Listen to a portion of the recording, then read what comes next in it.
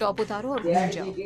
Chair पर बैठे उस आदमी ने बड़ी आसानी से ये बात कह दी। मायरा उस आदमी को हैरानी से देखने लगी। उसने आधे घंटे ऑफिस में रुककर इसका इंतजार किया था। और कौन पहली मुलाकात में एक लड़की से इस तरह पेश आता है? मिस्टर कपूर, मुझे लगता है आपको कोई गलतफहमी हुई है, मायरा ने थोड़ा चिढ़ते हुए कहा। ये सुनकर ईशान ने फाइल पर से नजर हटाकर डेस्क के सामने खड़ी लड़की को देखा। उस लड़की ने स्किन कलर का सूट और लाल चश्मे पहन रखे थे। उसका लुक काफी प्रोफेशनल और अट्रैक्टिव लग रहा था। मायरा जोशी, उम्र 18 साल, अंडरगारमेंट्स की मॉडलिंग के लिए अप्लाई किया है। ईशान ने फाइल बंद की और सामने डेस्क पर फेंक दी। मायरा काफी ज्यादा शॉक थी।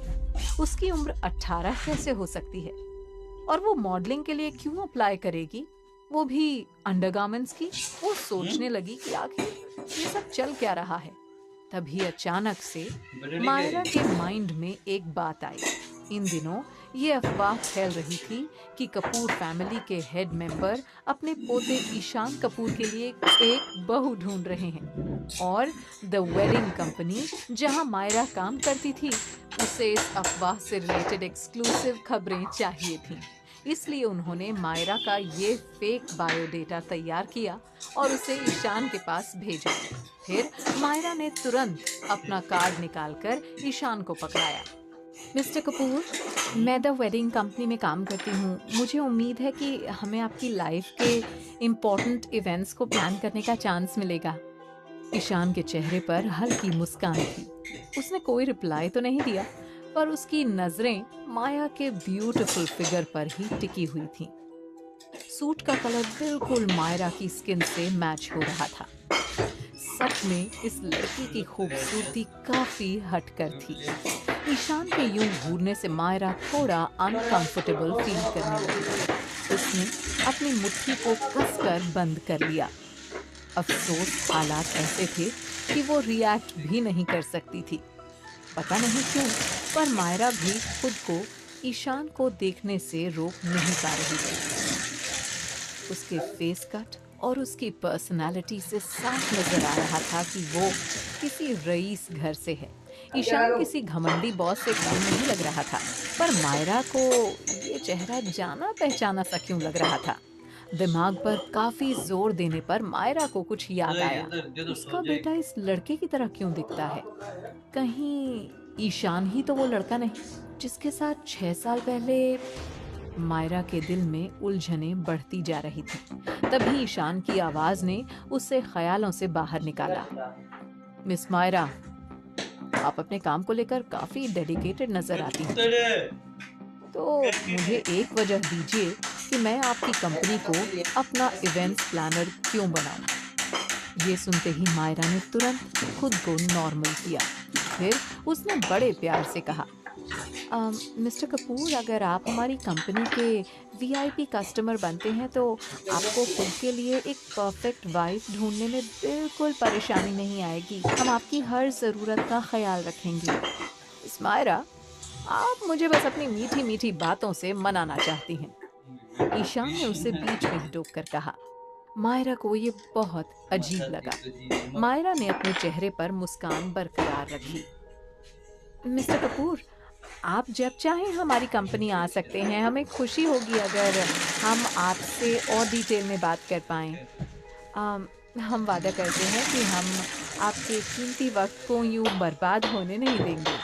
ठीक उसी वक्त ईशान अपनी चेयर से उठकर खड़ा हुआ। उसकी हाइट काफ़ी अच्छी थी। वो मुस्कुराते हुए मायरा के पास गया। मायरा ने भी अपना सिर ऊपर उठाया और ईशान की आंखों में देखा। ईशान की हाइट की वजह से मायरा खुद को उसके सामने छोटा फील करने लगी थी। वहीं ईशान लगातार उसे ही घूरे जा रहा था। मुझे लगा कि तुम अपनी बॉडी से मुझे इम्प्रेस करोगी। क्या? मायरा की आंखें गुस्से से लाल होने लगी। उसे उम्मीद नहीं थी कि ये लड़का इस कदर बदतमीजी करेगा। चाहे मायरा की कंपनी के लिए ये डील कितनी भी ज़रूरी क्यों न हो, पर वो अपने जिस्म का सौदा कभी नहीं करेगी। ईशान ने भी नोटिस किया किस तरह मायरा का चेहरा धीरे धीरे लाल हो रहा था। ऑफिस का माहौल अचानक से काफी शांत और सीरियस हो गया। मायरा को बहुत अजीब फील हो रहा था। वो इस तरह ईशान की मनमानी चलने नहीं दे सकती थी। इसलिए मायरा ने एक कदम पीछे लिया और कॉन्फिडेंट होकर कहा, मिस्टर कपूर, मैंने वो एप्लीकेशन फॉर्म नहीं भरा है। मुझे माफ कीजिएगा अगर मेरी वजह से आपको कोई गलतफहमी हुई हो तो। Incoming voice call from +91 124. भी मायरा पीछे मुड़ी और वहां से चली गई। ईशान चुपचाप खड़ा मायरा को जाते हुए देख रहा था। अचानक से उसके चेहरे पर सीरियसनेस आ गई। मिस मायरा, क्या हम पहले कभी मिले हैं? ईशान ने पूछा।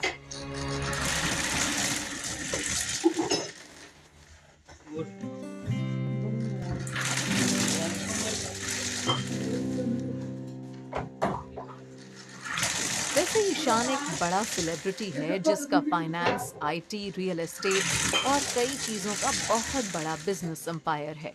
वो वर्ल्ड का सबसे यंगेस्ट एंटरप्रेन्योर भी है। मायरा का दिल उसके सामने तेजी से धड़क रहा था। उसको ईशान के साथ बिताई वो रात याद आ रही थी।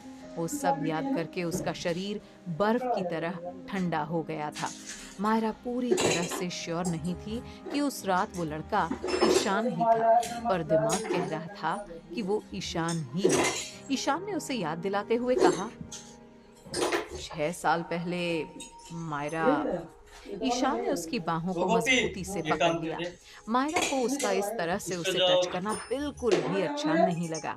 उसे वही पुराना सब कुछ याद आ रहा था। उसने अपने आप को ईशान की मजबूत पकड़ से छुड़वाया और वहां से पीछे हट गई। मायरा को बहुत गुस्सा आ रहा था पर वो कुछ कर नहीं सकती थी। ईशान के चेहरे पर एक अजीब मुस्कान थी। मायरा ने उसे गुस्से से बोला, ईशान, थोड़ा तमीज से रहो और अपनी लिमिट्स क्रॉस मत करो। ईशान की नजर मायरा की घड़ी पर पड़ती है, जो कि एक जेंट्स घड़ी थी और वो मायरा की कलाई पर अच्छी नहीं लग रही थी। तभी उसे याद आया कि कॉलेज के एंट्रेंस एग्जाम्स वाले दिन मायरा ने उससे टाइम पूछा था। तब ईशान ने अपनी घड़ी मायरा को दे दी थी। उस दिन अनिका ने मायरा की घड़ी पानी में फेंक दी थी। जल्दबाजी में वो एग्जामिनेशन टिकट लाना भूल गई और थोड़ा लेट भी हो गई थी। मायरा ने एक कार को पार्क होते हुए देखा तो उसने कार में बैठे हुए आदमी से टाइम पूछा। उस आदमी ने मायरा को अपनी घड़ी ही दे दी। मायरा का एग्जाम उस दिन बहुत अच्छा हुआ। मायरा को लगने लगा कि ये घड़ी उसके लिए बहुत लकी है। घड़ी के पीछे ईशान का नाम था। तभी ईशान बोला, मायरा, तुमने 12 साल की एज में ही कॉलेज एंट्रेंस एग्जाम दे दिए थे। टैलेंटेड लड़की थी। मायरा ने ईशान की घड़ी वापस करते हुए बोला, थैंक यू। ईशान का चेहरा फीका पड़ गया। ये घड़ी उसकी तरफ से मायरा को गिफ्ट था। बजाय खुश होने के मायरा उसको घड़ी लौटा रही थी। ये बात उसे बिल्कुल समझ नहीं आ रही थी। उसी समय मायरा का फोन बजता है। वो ईशान से कहती है, मिस्टर ईशान, मैं माफी चाहती हूँ। अगर आपको ऐतराज ना हो तो मैं पहले फोन पर बात करना चाहूंगी। हाँ हाँ, जरूर, इसमें मुझे क्या ऐतराज होगा। मायरा साइड में जाकर फोन पर बात करने लगी। फोन पर बात करते वक्त वो थोड़ी अपसेट लग रही थी, पर जल्दी ही वो थोड़ा मुस्कुराई और बोली, लकी वॉच के लिए थैंक यू। मैं आपको डिनर पर इनवाइट करूंगी। आशा करती हूँ आप मुझे इसका चांस जरूर देंगे। अभी क्यों नहीं? अभी लंच टाइम, अभी चलते हैं। मायरा ने थोड़ा परेशान होकर कहा, मेरी मम्मी ने मुझे किसी ब्लाइंड डेट पर जाने के लिए कहा है तो अभी तो मुझे वहां जाना पड़ेगा। ईशान ने बोला, मैच मेकिंग टाइप, हाँ? चलो मैं भी तुम्हारे साथ चलता हूँ। मायरा के पास उसे नहीं कहने का कोई बहाना नहीं था। उसने ईशान को भी अपने साथ आने दिया। इतने में ईशान को कोई बिजनेस कॉल आता है और वो कैफे के बाहर खड़ा होकर फोन पर बातें करने लग जाता है। जैसे ही मायरा कैफे में एंटर होती है, वहाँ बैठी हुई एक लेडी उसका मजाक उड़ाते हुए बोलती है, मायरा, मैंने उसे देखा, वो बहुत ही मैच्योर है। अभी भी वो अपनी पहली वाइफ को भूला नहीं है। कितना प्यारा हस्बैंड होगा वो तुम्हारा। तुम उसके साथ खुश रहोगी। मुझे इंतजार रहेगा कि जब मेरी शादी हो तब तुम दोनों एक साथ वहां आओ।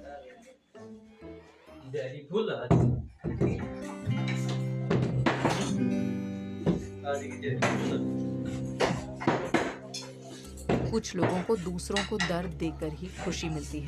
सोनम उनमें से एक है। वो मायरा को छेड़ रही थी। कुछ देर मायरा को परेशान करने के बाद वो मायरा की स्टेप मॉम दामिनी जोशी से कानों में धीरे से बोलती है, आंटी आप मायरा को कितना प्यार करती हैं, जबकि वो आपकी खुद की बेटी नहीं है। मुझे भी आपके जैसे डाउट हुआ जब मुझे पता चला कि उसकी शादी से पहले एक बच्चा है। आपने मेरी कजिन के लिए जिसे पसंद किया है उसको देखकर मुझे अच्छा लगा। वो आदमी मायरा के लिए बेस्ट है। प्लीज मेरी शादी में आप सभी साथ में आना। हाँ? जब सोनम वहां से चली जाती है तो दामिनी मायरा को डांटते हुए कहती है, तुम्हारे स्कैंडल ने सब बर्बाद कर दिया। अभी सोनम की जगह तुम दुल्हन होती। अब तुम्हें एक और मौका मिला है। आज की ये डेट बहुत ही इम्पोर्टेंट है, इसको बेकार मत जाने देना। मैंने तुम्हें बहुत प्रॉब्लम्स के साथ बड़ा किया है। इसके साथ कुछ अच्छा करने के बजाय तुमने हमारी रेप्यूटेशन बर्बाद कर दी। तो प्लीज इस बार कुछ गड़बड़ मत करना। उसके बाद दामिनी मायरा को एक लड़के से मिलवाती है। हाय आदित्य, यह है मेरी बेटी मायरा। मैं कोई झूठ नहीं कह रही, बहुत टैलेंटेड है। ऐसा कहकर दामिनी ने मायरा का इंट्रोडक्शन एक आदमी से कराया जो करीब 40 साल का था। मॉम, मायरा ने अपनी माँ को आवाज दी। उसे वहाँ अनकंफर्टेबल फील हो रहा था। मायरा को लग रहा था कि ये सब एक डेट की बजाय एक डील है। दामिनी ने धीरे से मायरा की बाहों पर पिंच किया और आदित्य से बोली, मुझ पर विश्वास कर, मायरा तुम्हारे लिए एक अच्छी वाइफ साबित होगी। आदित्य को मायरा अच्छी लग रही थी। वो उसे बहुत सुंदर लग रही थी। उसने दामिनी को एक चेक पकड़ाते हुए कहा, इसको मेरी तरफ से एक छोटा सा गिफ्ट मानो। अब मुझे और इनको अकेले में थोड़ा वक्त गुजारना है, जिससे हम दोनों एक दूसरे को समझ सकें। दामिनी ने चेक को खुशी से लेते हुए कहा, थैंक यू आदित्य, तुम बहुत ही अच्छे हो। आशा करती हूँ कि मेरी बेटी और तुम साथ में खुश रहोगे। साथ में एक छोटा बच्चा तुम्हारी खुशियों को डबल कर देगा। दामिनी के वहां से जाने के बाद मायरा को आदित्य के सामने बैठना पड़ा। इससे पहले कि वो थोड़ा रिलैक्स होती, उसे अपने लैप पर कोई टच सा महसूस हुआ। उसने अपना सिर ऊपर किया और आदित्य को देखा। उसके होठों पर एक अजीब सी मुस्कान थी। मायरा को गुस्सा आ रहा था। वो उठकर वहां से जाने के लिए तैयार हो गई। आदित्य ने उसे रोकते हुए कहा, अरे रुको, मैंने तुम्हारे लिए रुपए दिए हैं। तुम्हें यहाँ से जाने की इतनी भी क्या जल्दी है? मुझे चैलेंज मत करो, मैं बहुत देर तक अच्छे होने का नाटक नहीं कर सकता। मायरा जोर से चिल्लाते हुए बोली, आदित्य अपनी औकात में रहो। बिजनेस फील्ड में तुम्हारा बहुत नाम है। लोगों के बीच इस तरीके से गलत हरकत मत करो। ये सब सुनकर आदित्य को अचानक से याद आया कि वो इस समय कहाँ पर है। वो मायरा को हाथ पकड़कर कैफे के बाहर ले गया और बोला, चलो होटल चलकर टाइम एंजॉय करते हैं। मायरा ने उससे बचने की बहुत कोशिश की, पर आदित्य ने उसका हाथ इतना टाइट पकड़ा था कि वो अपने आप को छुड़ा नहीं पा रही थी। वो उसको पास ही एक होटल में खींचकर ले जाता है। मायरा ने ईशान को खोजने की बहुत कोशिश की। जब उसे ईशान की बहुत ज्यादा जरूरत है तब पता नहीं वो कहाँ चला गया। आदित्य जब उसे खींचकर एलिवेटर की तरफ ले जा रहा था तभी वो चिल्लाई, मुझे बचाओ! आदित्य चीखा, ये मेरी है, कोई भी मेरे रास्ते में आने की कोशिश मत करना। अपनी जॉब को खतरे में देखकर कोई भी वेटर उसकी हेल्प के लिए आगे नहीं आता है। आदित्य मायरा को रूम में धक्का देता है। मायरा को समझ में नहीं आता कि अभी इस समय उसके खुद के अलावा और कोई दूसरा उसकी हेल्प नहीं कर सकता। वो तुरंत ही टेबल पर रखे हुए वाज को उठाती है और आदित्य के सिर पर तेजी से मारती है। आदित्य जमीन पर गिर जाता है और उसका माथा खून से भर जाता है। वो चिल्लाता है, तुम्हारी हिम्मत कैसे हुई? मैं तुम्हें यहाँ से नहीं जाने दूंगा। मायरा उसे दर्द में देखती है। वो डर से कांपने लग जाती है। उसी समय गेट को बाहर से Incoming voice call from Arashi Bagu. Incoming voice call from Arashi Bagu.